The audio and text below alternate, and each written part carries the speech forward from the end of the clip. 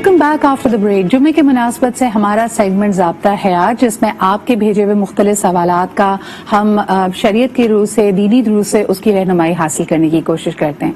आज हमेशा की तरह हमारे साथ मौजूद हैं डॉक्टर आमिर अब्दुल्ला मोहम्मदी भाई। बहुत बहुत शुक्रिया आमिर भाई वक्त निकालने के लिए। आज का मौजू एक ऐसा मौजू है जिस पे आपके सबसे ज्यादा सवालात आते हैं और यकीनन ये कई घरानों में, कई फैमिलीज के लिए बड़ी मुश्किल का और परेशानी का बायस बनता है। हम बात कर रहे हैं अच्छे जोड़ के रिश्तों के हवाले से। चाहे बेटा हो या बेटी, वालिदैन की ख्वाहिश होती है कि उनके लिए एक अच्छा नेक सौले रिश्ता मिले जिसके साथ वो एक खुशगवार अज़दवाजी जिंदगी गुजार सकें। तो दीनी रूह से, शरीयत की रूह से हमारे लिए क्या अहकामात मौजूद हैं? यकीनन जब आपके घर में बेटियां हैं और उनके लिए मुख्तलिफ रिश्ते या प्रॉस्पेक्ट आते हैं तो उनमें से सिलेक्शन कैसे की जाए। इसके अलावा कई ऐसे रिवाज राइज हैं जिसमें अच्छे रिश्तों के लिए लोग वजीफे कर रहे होते हैं, मुख्तलिफ दुआएं कर रहे होते हैं।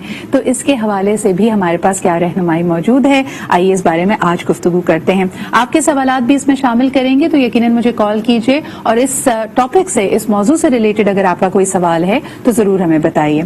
आमिर भाई, पहला सवाल यही होगा कि जनाब, अगर वजीफा आमतौर पे देखें, बच्चियों को कहा जाता है कि खास किस्म में, खास नंबर में कोई दुआ पढ़ लीजिए, किसी सूरत का विर्द शुरू कर दीजिए, तहज्जुद में कोई खास तस्बीह पढ़ना शुरू कर दें। इसके बारे में क्या अहकामात हैं? क्या ऐसी कोई दलील हमें मिलती है? और दूसरा ये कि इनके लिए काफी दफा मखसूस दिन कहे जाते हैं कि ये आपने 40 दिन वजीफा करना है, 21 दिन वजीफा करना है। इसके बारे में थोड़ी सी रहनुमाई कीजिए। बिस्मिल्लाहिर्रहमानिर्रहीम। बहुत ही अहम नौयत और अहम मौजू पर आज आपका प्रोग्राम है और मैं समझता हूँ कि इस वक्त हमारे माशरती मसाइल में शायद ये मसला सर फहरिस्त है।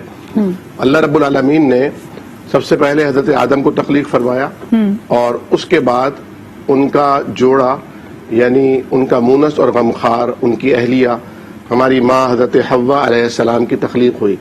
यानी ये इतना प्यारा और इतना बेहतरीन रिश्ता है जिसे ज़ौजैन का रिश्ता कहा जाता है। अल्लाह रब्बुल आलमीन ने इसे खुद तख्लीक फरमाया है और इसे इंसान के लिए उनसियत का बाइस करार दिया है। जहाँ तक आपने वजीफे के हवाले से बात की है जी, तो ये बात हर आम व खास को अच्छी तरह मालूम होनी चाहिए। जो मसाइल, जो मुश्किलात, जो मसाइब, जो प्रॉब्लम्स फराइज के छोड़ने से आते हैं वो वज़ाइफ के पढ़ने से न तो हल होते हैं न टलते हैं। सही। तो जो फराइज हैं उनकी अंजामदेही एक लाजमी तरीन अम्र है जी। जहाँ तक इस नुक्ते से हम देखते हैं कि मखसूस तादाद या मखसूस दिनों तक किसी वजीफे के करने को कहा जाता है जी जी, उसकी असल गर्ज़ व गायत ये होती है कि तकरार हो और तादाद में ज्यादती और कसरत हो। यानी अदद का बयान अरबी ज़बान में कसरत के लिए कहा जाता है। सही। और बाद उलमा ने यहाँ तक फरमाया है कि वो एक मर्तबा का अदा होने वाला जुमला जो इंसान अपने दिल की गहराइयों से अदा करता है और दिलो दिमाग और रूए जिसके साथ मौजूद होते हैं। आमिर भाई, सॉरी आपकी बात इंटरप्ट कर रही हूँ, सवालात बहुत सारे हैं तो मैं चाहूंगी कि मुख्तसरन जवाब दें। मुझे बताइए कि मुख्तलिफ वज़ाइफ जो लोग कर रहे हैं क्या उनका करना सही है? कोई अगर आपको ये दुआ बता दे कि बच्ची का अच्छा रिश्ता नहीं आ रहा, मखसूस तादाद में ये सूरा पढ़ लें, क्या इसमें कोई मुमानियत तो नहीं है, कोई बुराई तो नहीं है? देखिए, मुमानियत तो इसमें नहीं है लेकिन ये खुद साख्ता वज़ाइफ कहलाते हैं। बहरहाल कुरान करीम ने हज़रत मूसा अलैहिस्सलाम की एक दुआ जिक्र की है कि उन्होंने फरमाया था, रब्बे इन्नी लिमा अंज़लता इलैया मिन खैरिन फ़क़ीर। सूरह क़सस की दुआ है। जब वो मदियन आए हिजरत करके मिस्र को छोड़कर, तो ना घर था, ना घरवाली थी, ना कोई घर चलाने के लिए कारोबार था। उन्होंने ये दुआ मांगी और अल्लाह ताला ने उन्होंने घर भी दिया, घरवाली भी दी और नबूवत के घराने में उनका रिश्ता हुआ और उनको मुलाजमत भी अता हो गई। सुभान अल्लाह। मुझे ये बताइएगा आमिर भाई कि अगर किसी ने कोई वजीफा शुरू किया है और उसके दिन मुकर्रर थे लेकिन उससे पहले ही कोई रिश्ता अच्छा आ जाता है, बात तय पा जाती है, तब क्या होता है कि क्या उस वजीफे को, उसके जो मखसूस आयाम है उसको मुकम्मल करना चाहिए या मुराद भराई है तो फिर आप उसको बीच में से छोड़ सकते हैं? देखिए, जैसे कि मैंने खुद अर्ज किया कि इससे पहले कि ये वजीफों की जो तादाद मुकर्रर साख्ता है, ये कोई फर्ज या वाजिब तो नहीं है, लेकिन बहरहाल होना ये चाहिए कि जो अमल इंसान कर रहा है उसे कंटिन्यू रखे। जैसे दुरूद शरीफ है, इस्तग़फ़ार है, वो लाजमी, क्योंकि अल्लाह के नबी सल्लल्लाहु अलैहि वसल्लम का फरमान है कि अल्लाह ताला को वो अमल बहुत पसंद है جس میں مداومت اور ہمیشگی ہو، وَإِنْ قَلَّ، اگرچہ وہ بہت مختصر ہو. صحیح. اچھا مجھے یہ بھی بتائیے عامر بھائی کہ بچیوں کا جب رشتہ طے کیا جا رہا ہو تو دینی روح سے کن چیزوں کا خیال رکھنا چاہیے؟ اکثر اگر ہمارے ارد گرد دیکھیں اتنی مادیت آ گئی ہے، اتنا مٹیریلزم آ گیا ہے کہ لوگ صرف یہ دیکھ رہے ہوتے ہیں کہ بڑا گھر ہے آپ کے پاس، کسی کے پاس بہت زیادہ مال و دولت ہے. کیا چیزیں ہماری دین کی روح سے، بچوں کے حوالے سے تو کہا جاتا ہے دیندار ہونا دیکھیے، ان کی خوبصورتی یا ان کی ویلتھ بھی دیکھی جا سکتی ہے. جب ایک لڑکے کا رشتہ قبول کیا جا رہا ہو تو کن چیزوں کا خیال رکھنا چاہیے؟ سب سے پہلی بات تو یہ کہ خوب سے خوب تر کی تلاش نے ہی یہ سارے مسائل پیدا کیے ہیں. اصل بات یہ ہے، نبی کریم صلی اللہ علیہ وسلم نے فرمایا، ترمذی شریف کی حدیث ہے کہ اگر تمہارے پاس رشتہ آئے اور تمہیں اس کا دین اور اخلاق پسند ہو تو اسے رشتہ دے دیا کرو. اگر ایسا نہیں کرو گے تو دنیا میں بہت فساد برپا ہوگا اور بہت فتنہ پیدا ہو جائے گا. تو سب سے امپورٹنٹ بات یہ ہے کہ دین دیکھا جائے، اخلاق دیکھا جائے. انسان کے اندر اگر دین ہوگا اور اخلاق ہوگا، کردار بہترین ہوگا، تو یہ دنیا تو خود بخود ہی آ جاتی ہے. مال تو جو قسمت میں لکھا ہے وہ مل کے ہی رہتا ہے. بالکل صحیح.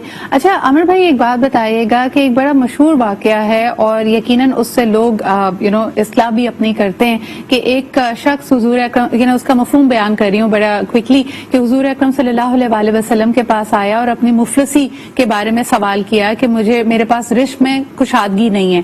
تو حضور اکرم صلی اللہ علیہ وسلم نے اسے مشورہ کیا نکاح کرنے کا، اور اس کے بعد ہم نے دیکھا کہ اس کے دن پھر جاتے ہیں. یہ روایتوں میں ہمیں ملتا ہے. لیکن آج کوئی شخص اگر مفلس ہو یا بے روزگار ہو تو لوگ اپنی بیٹی کا رشتہ اس سے نہیں کرتے. اس بارے میں آپ کیا کہیں گے؟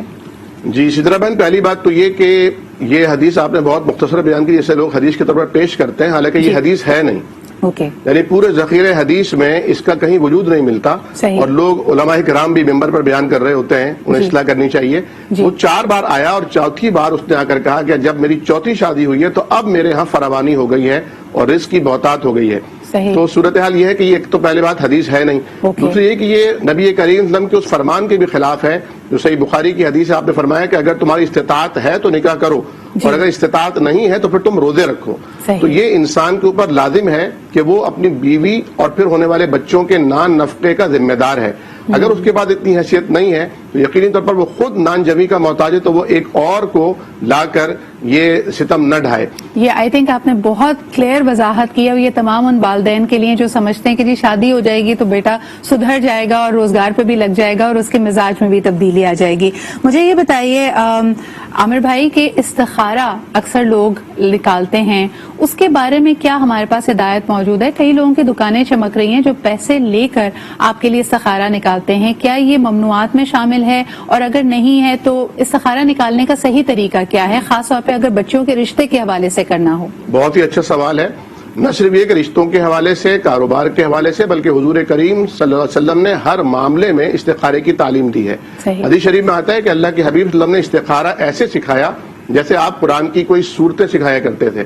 اور پھر دیکھیں انتہائی اہم ترین بات یہ ہے کہ جس دور میں نبی کریم صلی اللہ علیہ وسلم صحابہ کرام کو استخارے کی دعا تعلیم فرما رہے تھے، اس دور میں حضور خود تشریف فرما تھے. صحابہ کرام میں سے کسی نے کبھی حضور سے آ کر یہ عرض نہیں کیا کہ یا رسول اللہ آپ ہمارے لیے استخارہ کر دیجئے، یہ استخارہ نکال دیجئے. کیونکہ استخارے کی دعا میں بھی اگر آپ غور فرمائیں تو سارے متکلم کے صیغے ہیں، یعنی آپ خود اللہ تعالیٰ سے درخواست کر رہے ہیں. تو اگر رشتوں کا کوئی سلسلہ ہے تو اس میں کیونکہ یہ معاملہ کاروبار کی نوعیت سے الگ ہوتا ہے کہ لڑکا اور لڑکی کی طرح ان کے والدین کا بھی یہ براہ راست مسئلہ ہوتا ہے. تو والدین کو بھی استخارہ کرنا چاہیے اور لڑکا اور لڑکی کو بھی کرنا چاہیے. زیادہ سے زیادہ 7 دن کی مدت ہے. جب تک آپ کا دل کسی کام کی طرف آمادہ نہ ہو جائے یا استخارہ کرنے کے بعد آپ نے معاملہ اللہ کے حوالے کر دیا، توکل کیجئے، جو اللہ نے بہتر آپ کے لیے راست ہو جائی ہوگی اللہ اس طرف آپ کی خود بخود رہنمائی فرما دے گا. اچھا عامر بھائی ایک اور چھوٹا سا سوال اس میں یہ بنتا ہے کہ والدین کو رشتہ پسند ہے، استخارہ کیا تو اس میں بھی مثبت نوید آئی ہے، لیکن بیٹی جس کا رشتہ کرنا ہے اس کا دل نہیں مانتا، وہ اس رشتے پہ راضی نہیں ہے، تب کیا کرنا چاہیے؟ یہ دیکھیں براہ راست تو وہی صاحب معاملہ ہے. اگر بیٹی واقعی استخارہ کر رہی ہے اور بیٹی کو معلوم ہے کہ استخارے کا مطلب یہ نہیں ہے کہ اپنی مرضی کا استخارہ نکالا جائے یا مرضی کا جواب لیے، جس طرح ہمارے ایک عجیب طرز یہ نکلی ہے کہ اگر رشتہ کا انکار کرنا ہوتا ہے تو کہتے ہیں استخارہ صحیح نہیں نکلا. یہ تو اللہ پر جھوٹ باندھنا ہو گیا، نعوذ باللہ. سیدھا سیدھا کہیے کہ ہماری سمجھ سے بالاتر ہے یا ہمارے مزاج نہیں مل رہا ہے یا ہمیں سمجھ نہیں آ رہا، آپ کے بیٹے میں کوئی عیب نہیں یا بیٹی میں کوئی پرابلم نہیں، ہمیں سمجھ نہیں آ رہا، ایڈجسٹمنٹ نہیں ہو رہی. اللہ پر بہتان بننا تو بہت گناہ کی بات ہے. لیکن اگر بیٹے کی میں رضامندی کی بات کر رہی ہوں کہ گھر والے راضی ہیں اور اگر بڑے بزرگوں نے استخارہ نکالا ہے اس میں اچھی نوید بھی آ رہی ہے لیکن لڑکی کا دل نہیں مانتا تو کیا اس سے زور زبردستی کی جا سکتی ہے؟ زور زبردستی تو کسی صورت بھی جائز نہیں ہے. آپ اسے سمجھا سکتے ہیں, کاؤنسلنگ کر سکتے ہیں. یہاں تک بھی کہا فرمایا گیا ہے کہ اگر استخارے میں کوئی ذہن کسی طرف نہیں جا رہا ہو تو پھر استشارے سے کام لیا جائے, مشاورت سے کام لیا تو بزرگ اس کی رہنمائی کر سکتے ہیں, لیکن زور زبردستی جائز نہیں ہے. عامر بھائی ہمارے پاس سوال اور بھی ہے لیکن ایک کالر بھی ساتھ ہے, ان کی بات سن لیتے ہیں. ہیلو, السلام علیکم. وعلیکم السلام. جی کون صاحبہ کہاں سے بات کر رہی ہیں اور کیا سوال ہے؟ میں آمنہ بات کر رہی ہوں لاہور سے. جی آمنہ جی. میں آپ سے پوچھنا چاہ رہی تھی کہ کچھ لوگ اس طرح کی باتیں بھی کرتے ہیں کہ آپ کے نام کے حروف ٹھیک نہیں ہیں اور آپ کے نام کے حروف ایک دوسرے سے نہیں ملتے, جن کی وجہ سے آپ کے حالات میں اور یہ کاروبار میں اور اس طرح کے مسائل ہو سکتے ہیں.